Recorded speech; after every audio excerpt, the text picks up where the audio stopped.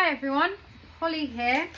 I'm in the shop and I'm just preparing myself for planting an indoor container planter. Now this container was originally from our shop and it was all planted up, it was on our dresser. It was bought, it's had a couple of changeovers and today is time for another changeover. Boat shaped stone pot, no drainage holes. So the first thing we need to do is to preserve the inside of the container. I'm using a bit of spare plastic or cellophane that we've got lying around, and we need to add drainage. So as there's no holes, we use a horticultural grit and a little bit of polystyrene, just so if we were heavy-handed with the watering, your plant's roots aren't going to sit in a puddle of water. We have loads of polystyrene around, so we use this as well. And then we use a good quality peat-free indoor potting mix as well. So that is our base. So for this arrangement, it is going to go in the centre of a table. So it's not going to be too tall. It's more of a long and low all-round design. And our customer here would like peace lilies, Fittonias, really gorgeous textured and patterned leaves, Dracaena for a centre point, and a little bit unusual, we have some really beautiful Phalaenopsis orchids. So these are really stunning. We wouldn't normally mix plant them in a container with other foliage house plants, but we'll show you how we do this. So for this design, we want a centre point, and for this we are going to go with a Dracaena marginata. Now I've taken this one out of an existing planter we had in the shop because it was the only one we had, and it's nice and fresh. I planted it last week, so this is going to go in the middle, we think. It's got nice strong roots, but not the biggest root ball. So we've got to be careful here that the roots will anchor in and that it's not going to wobble around. We also need to incorporate some peace lilies. Peace lilies, beautiful white flower.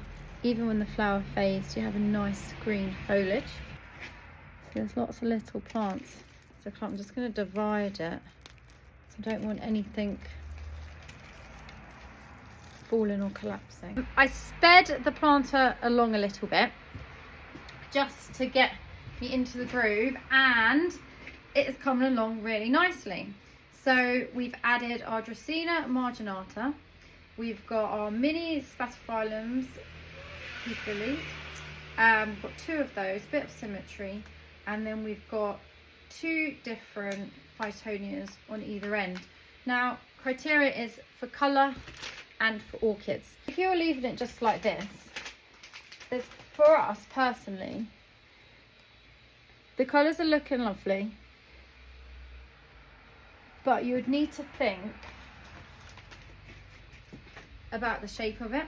So it's gone from a point and it's tapering down, but there's two gaps here which you need to kind of fill or gradiate down so it's all a seamless arrangement. So arguably I could put this piece next to the Dracaena, but it might look too set. This is just our aesthetic, this is just our style. So yeah, there's no right or wrong, but we need to include these two Phalaenopsis to hit the brief here. Even though it's a little bit unusual, we do tell the customer how to care for the plants. This is what we're going to do. So we're going to keep our Phalaenopsis orchid in the plastic pot and plant it amongst the soil. So the plant is going to be essentially placed into the arrangement. So for watering, ideally it needs to be taken out of the arrangement, watered separately, and then put back in. Now, a quick side note, Can you see that? Internal roots of the orchid need to be green. If they were grey, it would mean they need to be hydrated. So before we plant any plant, we make sure it's hydrated, so we don't need to worry about it moving forward. The roots are looking really lovely. We'll dust and polish those. The buds are looking fantastic. I'm going to do it facing me for the minute and I'll turn it round, just because I need to get it right for my customer. And we've got a second one, so we're going to include two. So this one was in a lovely terracotta pot. I'm just going to see which one is slightly taller. So the slightly smaller one I'm going to submerge a bit more, and the taller one over here.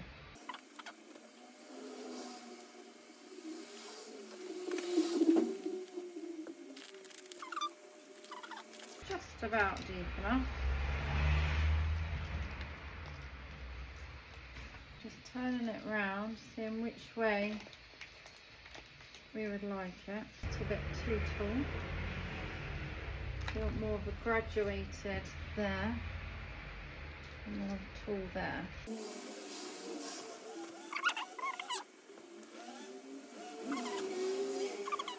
I'm going to pause there.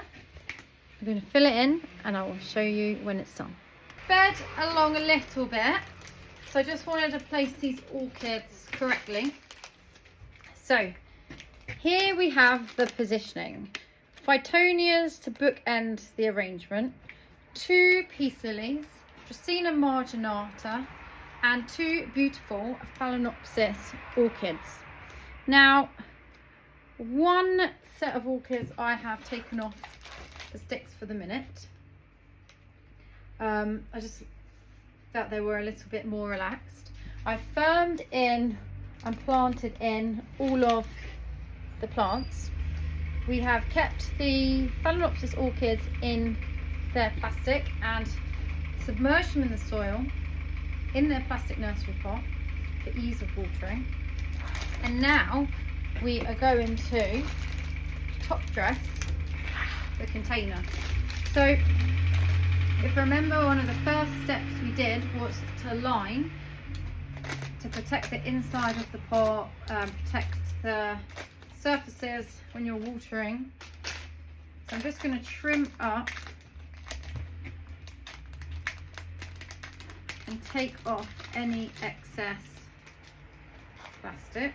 And remember, so it's layer of spare plastic, layer of horticultural grit or polystyrene, essentially a layer of drainage. Because it has no drainage holes, we need that drainage layer. And you also need to remember, this is going to be a different type of watering schedule, and it's compatible plants for similar light conditions. Also watering, okay, the orchids are slightly different, but it's also made for aesthetic purposes. This is for a table centre. The customer wants it to look nice and colourful, so we have to bear that in mind. Now our top dress is a beautiful flat moss, lovely and green. Just check there's no little bugs at the back. Take off any excess, take off any bits you don't want, and then we layer on top of our arrangement. So I'm going to do that now. Remember, if you've got a little bit of excess still, cut that off, because we don't want to be seeing any plastic. This is all part of our mechanics. This moss is lovely and green. A top tip, if you had some moss which you wanted to reuse, you can run it under or hydrate it with some warm water, and that will bring back the colour.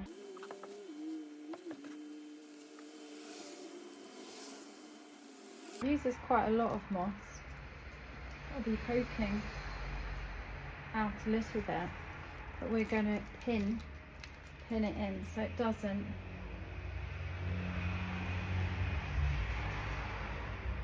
doesn't pop out. And for watering, it's more little but often, and you'll want to take it to the sink, even though it is lined. Do take it to the sink so there's no runoff onto the furniture. Make sure it's firmed in around your plants. What I'm just thinking is that's looking really nice. I've got a little gap at the front. I might put an ivy.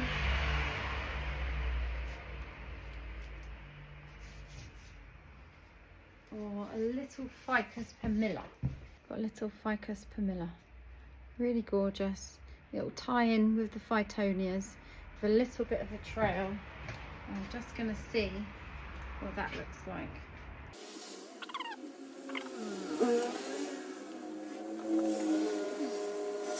So, autumn season, you start to think about, okay, are we going to add any more embellishment? We've added the moss. The old arrangement had some twigs, so it shows how long it lasted. I'm trying to rack my brains. It was either spring or last autumn. So I've got some birch twigs here.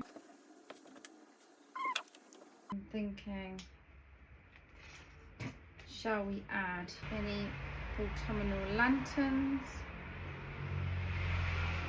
Or shall we keep it quite neutral? Container planting is all about having fun. But because this one I'm following a brief, obviously it's fun. But I need to stick to the theme. By adding the birch twigs, it actually brings the maroon tones of the Dracaena through. Just going to see if we've got any more twigs.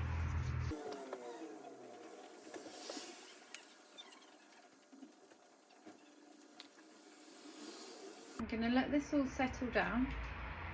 I'm going to check there's no polystyrene, plastic, anything, any mechanics. I'm going to check that nothing can be seen. We're going to pin it in. We are going to dust the leaves. And then we have one beautiful table centre out of plants, ready to sit on the table for months to come.